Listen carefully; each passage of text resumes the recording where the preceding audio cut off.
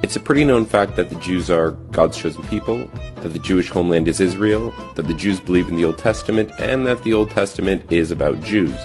However, almost none of these facts are true. Nowhere in the Bible does it call the Jews God's chosen people. Modern-day Israel isn't really the homeland of the Jews. The Jews don't really believe in the Old Testament, and only maybe 5% of the people in the Old Testament can even be considered Jewish. So now that you've branded me an anti-Semite, we can begin. So, the expression anti-Semite literally means against Shem, or his descendants. However, being anti-Jewish isn't the same as being anti-Semitic. So, let me explain. The Semites are the descendants of a man named Shem, who would father some of the world's most renowned empires and dynasties, such as the Assyrian and Babylonian empires, and even the Persians can call themselves Semites.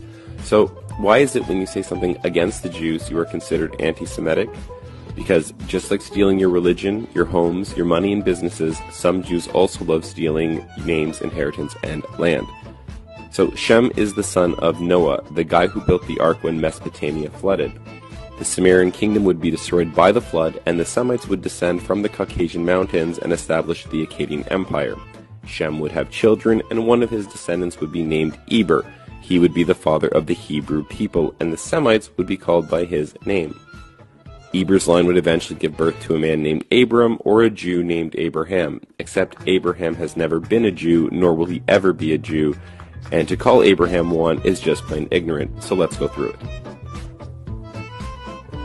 So, according to the Bible, Abraham was a Hebrew and not a Jew, who God promised would be the father of many nations, not one single Jewish nation, but many nations, and that through him all the families of the world would be blessed. Abraham would pass this blessing on to his younger son Isaac and not his eldest son Ishmael. Isaac would have twin sons named Esau and Jacob. Again, the Abrahamic blessing would be passed down to the younger brother Jacob, who would then be renamed to Israel. Israel would then have 12 sons. His sons would each become their own tribes and eventually become their own nations. One of his sons would be named Judah, who would be the father of the Jewish people, and all Jews are related to him. Even though all Jews are Israelites, majority of Israelites are not Jews. Obviously, Israel would have to pass the Abrahamic blessing to Judah in order for them to be the chosen people. Israel would want his favorite son Joseph to inherit the Abrahamic blessing. However, Judah, the father of the Jews, would be jealous and conspire with his brothers to have Joseph killed. In the end, Judah sold Joseph into slavery for silver, much like Judah sold Jesus to the Jews. So the Bible portrays Judah as a jealous villain and Joseph as the chosen son. While in slavery, Joseph would rise to become the prime minister of Egypt and father two sons named Ephraim and Manasseh. In the end, Israel would adopt Joseph's sons and pass the Abrahamic blessing on to them, making them the chosen people and dividing Joseph into 2 tribes, making 13 tribes of Israel. As for the father of the Jews, his 2 eldest sons would die and Judah would end up bowing down to Joseph.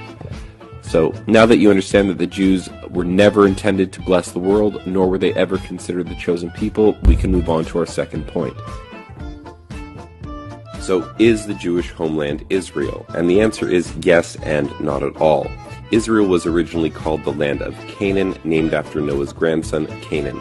The land of Canaan was conquered by the Israelites after they left Egypt with Moses, found in the book of Exodus. The Bible says God commanded the Israelites to punish the Canaanites for their sexual immorality, which led to child sacrifice, which would eventually lead to cannibalism. The word cannibal actually comes from the words Canaan and the god Baal. Baal was the god of Canaan, and the priests were known for eating the children after they were sacrificed to him, hence why we call them cannibals. So now that you understand what kind of people were living in Canaan, try not to feel so bad when you read that God ordered us to exterminate them. The borders of the Jewish homeland were established by Joshua, who was one of the descendants of Joseph and not from Judah. So if we were to restore the Jews to their original land, according to the Bible, the Jewish homeland would look less like this and more like that. So, like the story of Joseph and Judah, their children likewise wouldn't get along either. After becoming nations, there would be a civil war. The Jews would rule the southern kingdom of Judea, while Joseph's sons would rule the northern kingdom, keeping the name Israel. They would have different religions, believe in different gods, and while Judah stayed in Judea, Joseph would ally himself with the Phoenicians and establish colonies and trade posts all over the Mediterranean. The kingdom of Israel would be corrupted by foreign ideologies, and like the Canaanites would fall into materialism, sexual immorality, and child sacrifice, which would lead to them being conquered by the Assyrian Empire.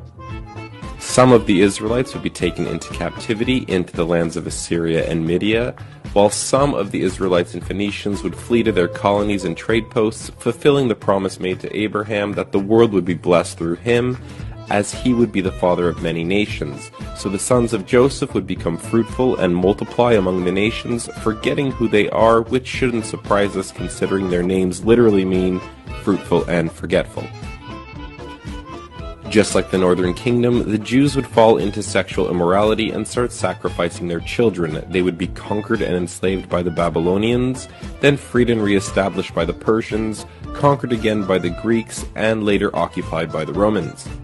While under Roman rule, the Jews would launch the greatest revolution in Roman history, known as the Great Revolt, which would fail, causing Judea, Jerusalem, and the Jewish temple to be destroyed, ironically fulfilling everything Jesus and the Christians said would happen. The Jews, not being satisfied with losing their temple and homeland, would stab the Romans in the back by launching 2 more rebellions, killing over 500,000 Greeks and Romans. God would bless the chosen people with 2 more humiliating defeats, along with a banishment from the land, causing Judea to be renamed to Syria Palestina.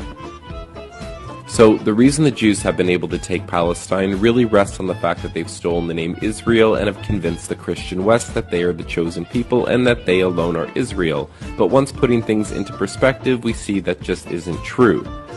Which brings us to our third point. Do the Jews believe in the Old Testament?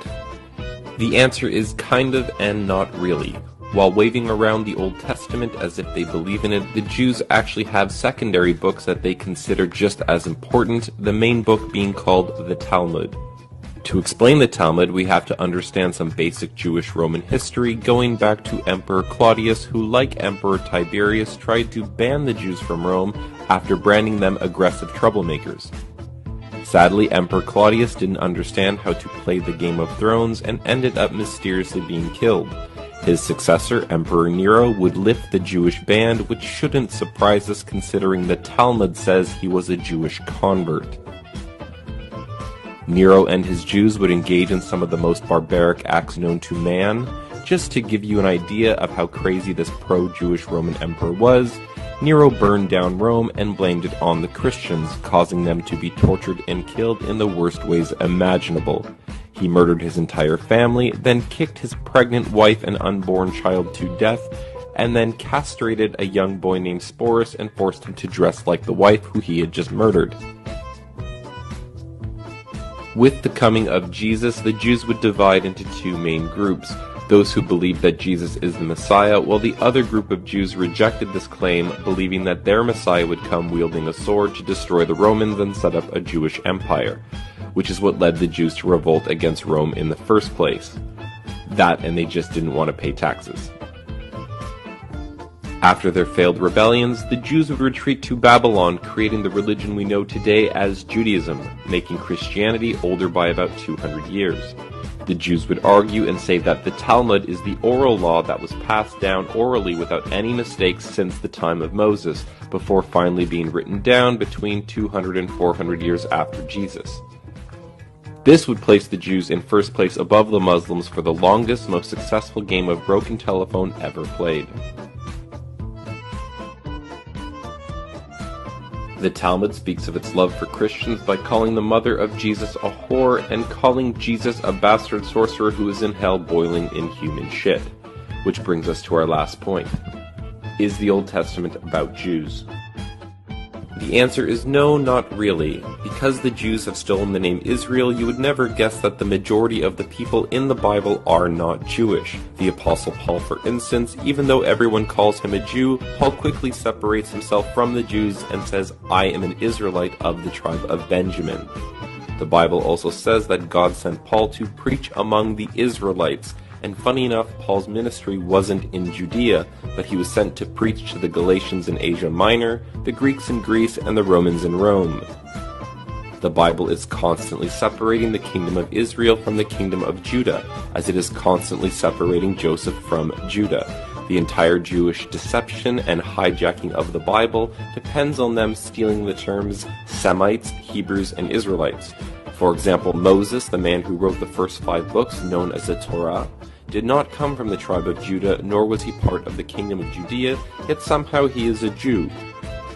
The reality here is the majority of the people in the Old Testament are not Jewish. The Bible is a book that tells the history of many nations and peoples, like the Semites, Hebrews, Israelites, Egyptians, Phoenicians, Babylonians, Assyrians, Armenians, Persian, Greeks, Romans, and many others.